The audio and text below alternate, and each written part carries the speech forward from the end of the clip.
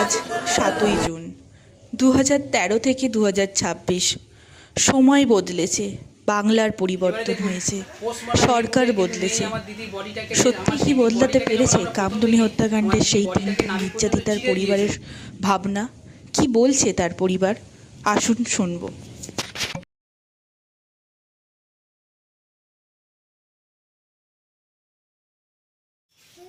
নমস্কার, আমি কামদুনি নির্যাতিতার ছোট ভাই প্রসেনজিৎ ঘোষ। ৭ই জুন ২০১৩ সালে আমাদের পরিবারের ওপরে যে নৃশংস ঘটনাটা ঘটেছিল, আমি চাই এরকম ঘটনা যেন আর কোনো পরিবারে না ঘটে। বিগত আজকে ১৩ বছর পার করে আজকে আমাদের ঘটনাটা ১৪ বছরে পড়ে গেল, এখনও আমরা ন্যায় বিচার পাইনি। আগের যে মুখ্যমন্ত্রী মমতা বন্দ্যোপাধ্যায় সরকার ছিল, আমাদের ন্যায় বিচার পাইয়ে দিতে পারেনি। আমরা তো একটা ঘটনা ঘটেছে সঙ্গে সঙ্গে চার্জশিট দিয়ে দিয়েছি এবং কোর্টকে আমরা অনুরোধ করছি যে ইমিডিয়েট স্পিডি ট্রায়াল করে তার বিচার হোক। চোরের মায়ের বড় গলা, শূন্য কলছি বড্ড বাজে বেশি। এমন করছে যেন আমি গিয়ে রেপ করেছি, ভাগ্যিস আমি মেয়ে ছেলের ওই, তা নাহলে বলতো আমি গিয়ে করে এসেছি। ন্যায় বিচার পাইনি, কারণ আমাদের ন্যায় বিচার কেন পাইনি? সিআইডি আমাদের যে চার্জশিট দিয়েছিল, সিআইডি এমনভাবে চার্জশিটটা সাজিয়েছিল যাতে ঘটনাটা একজনা ঘটিয়েছে। ৫৪ জনের সাক্ষী ছিল, সিআইডি ৫৪ জনের সাক্ষী থেকে ২২ জনের সাক্ষী নিয়েছে। ২২ জনের মধ্যে এবারে আমাদের ফ্যামিলি শুধু ৪ জন নিয়েছে, আর বাদ বাকি সিআইডি কোথা থেকে সাক্ষীর লোক ধরে এনে সাক্ষী দিয়েছে, আমরা সাক্ষী করেছে আমরা জানি না। কিন্তু পোস্টমর্টমে নেই নাভি পর্যন্ত চেরা, কিন্তু সিআইডি যে ফটোটা তুলেছিল আমার দিদির ডেড বডি, সেই বডিতে কিন্তু স্পষ্ট বোঝা যাচ্ছে যে আমার দিদির বডিটাকে নাভি পর্যন্ত চেরা হয়েছে। আমাদের সরকারের উপরে, যেখানে আমাদের সরকার গিয়ে আমাদের প্রতিশ্রুতি দিয়ে এসেছিলেন যে যারা দোষী তাদের যেন দৃষ্টান্তমূলক সাজা হয়, সেই ব্যবস্থা উনি করবেন, সেই জায়গায় দাঁড়িয়ে হাইকোর্টে আমরা আজকের নিরাশ হয়ে ফিরে যাচ্ছি। আমরা এই আশা কোনোদিন। আমাদের কেসটা এখন সুপ্রিম কোর্টে আছে। আমরা সুপ্রিম কোর্টের কাছে দাবি রাখবো একটাই, যে সুপ্রিম কোর্ট একটা অর্ডার করুক যাতে এই কেস আবার পুনরায় তদন্ত হোক। আমরা যেন ন্যায় বিচার চাই।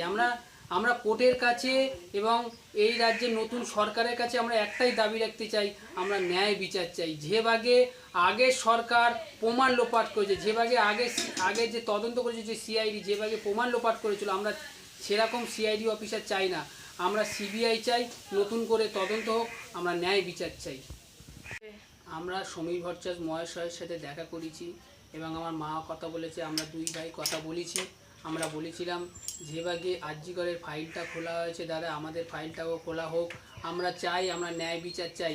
আমরা এটাই বলতে গিয়েছি সমীর ভট্টাচার্য মহাশয়ের কাছে, আমরা পুনরায় আমাদের বিচারটা আবার নতুন করে তদন্ত করা হোক।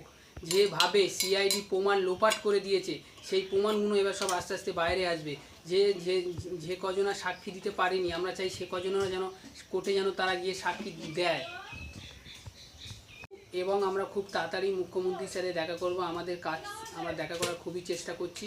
আশা করি আমরা মুখ্যমন্ত্রীর সাথে দেখা করে আমরা সমস্ত কথা বলবো। মুখ্যমন্ত্রীর সাথে দেখা করে এই কথাটাই বলবো যে আগের যে মুখ্যমন্ত্রী মমতা বন্দ্যোপাধ্যায় আমাদের কেসটাকে বারংবার 12টা উকিল চেঞ্জ করে দিয়ে এই কেসটাকে হালকা করে দিয়েছে, যাতে ওনার দলের ছেলেরা ঘটনাটা ঘটিয়েছিল বলে উনি পিছন থেকে বার করে এনেছে। রাজ্যের মানুষের কাছে বার্তা দিয়েছে যে আমরা এই কেসে ন্যায় বিচার পাইয়ে দেবো। কিন্তু মুখ্যমন্ত্রী মমতা বন্দ্যোপাধ্যায় চায় না যে এই রাজ্যে যে পরিবারে ধর্ষণ হয়েছে, ধর্ষিতার পরিবাররা ন্যায় বিচার পাক, কিন্তু যারা ধর্ষণ করেছে তারা ন্যায় বিচার তাদেরকে দিয়েছে এই মুখ্যমন্ত্রী। আমরা মাননীয় শুভেন্দু অধিকারীর কাছে, মহাশয়ের কাছে একটাই দাবি রাখবো যে আমরা যেন ন্যায় বিচার পাই, আমাদের কেসের যেন ফাইল খোলা হোক, আর নতুন করে তদন্ত হোক, নতুন করে আবার আমাদের কেসটা রিওপেন করা হোক।